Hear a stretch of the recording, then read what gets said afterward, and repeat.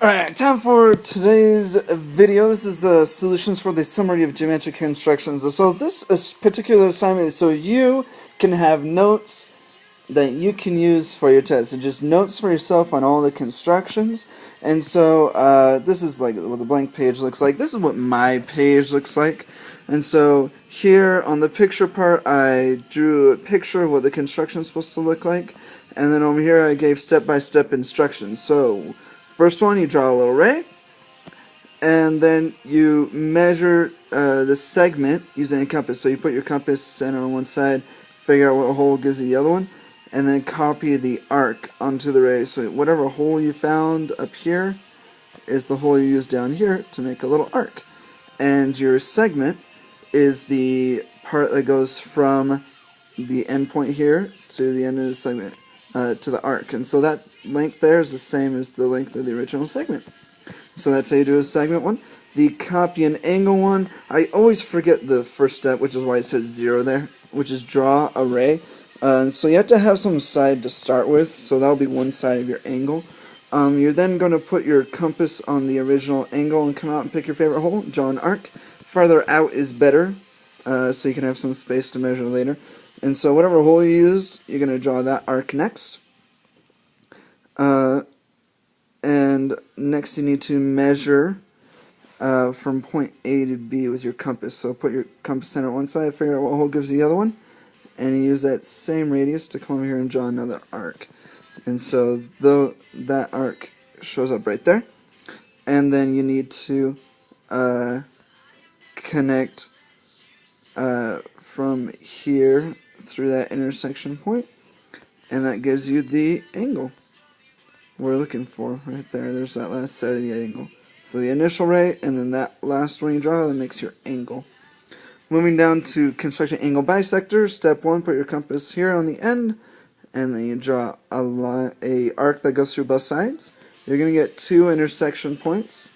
I labeled them just so it was easier for me to describe what was going on here in my instructions. You're then going to put your compass center at both those intersections and come in here and draw an arc. And use the same hole, use the same radius for both of these arcs. They're going to cross at a certain point. You draw a ray from your vertex through that point, and that line, that ray, is the angle bisector. The next one is the perpendicular bisector. It gets you the midpoint. This is the first one we learned. It has the 2 overlapping arcs.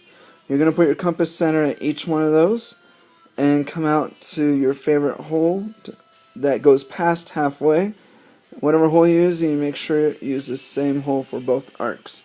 And if you've done that, you're going to get an intersection up above the line and down below, and you draw the line that goes through those, and that line is the perpendicular bisector for the segment. Moving on to the next page. If you're trying to get the in-center of a triangle, you have to get the angle bisector for the 3 angles, which I did, and that gives me this point here in the middle. And so really the instructions for this is get the angle bisectors of each of the angles. Where they meet is the in-center. On locating the circumcenter, you get the perpendicular bisector for all 3 sides. So that's where you have those 2 overlapping arcs, and then you draw the line that goes through the intersections. When you do that, they're all going to meet at a common point. That point is the circumcenter. And so that point right there, that's like the answer. That's the circumcenter. On the next triangle, you're supposed to circumscribe a circle about the triangle. Well, if you get the circumcenter, so the same steps as this one, find the circumcenter. You're going to get a point. You put your compass on that point, and whatever hole gives you one of the vertices, when you draw your circle, it'll go through all the vertices, and that is how you inscribe that's how you circumscribe a triangle with a circle. We didn't do this one necessarily in class, but the directions are, you draw a line that goes through the line and the given point, and that makes a little angle here, and you basically copy that angle right up here. And so if you don't remember how to copy an angle, go to the copy angle construction. And when you've copied that angle, you should extend that one side, and it's going to be parallel to your original line there. Okay, constructing a perpendicular through a point not on a line. You're going to first put your compass on the point, and then you just draw an arc that crosses your line twice. It has to cross twice. And once you do that, you're going to get 2 points, 2 intersection points. And between those points you have a segment. If you construct the perpendicular bisector of that segment, it will go through that point. That's not a line, and it will cross the line at a right angle, which makes it perpendicular, and that one's all done. If you're trying to do these first 2 here, doing equilateral, triangle, and square, they both start with a line that goes through the center. On the triangle, you're then going to use one of the endpoints to draw an arc that goes through the center of the circle. It must go through the center of the circle.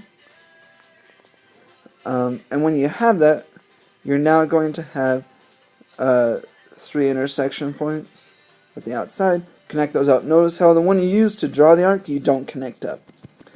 And so once you do that, you'll have an equilateral triangle. If you're trying to inscribe a square, construct a line that goes from one side of the circle to the other, that goes through the center, and then that segment, you need to do a perpendicular bisector. So that's the one that has the 2 overlapping arcs. You draw a line, goes through the intersections, and that line is going to cross your circle twice.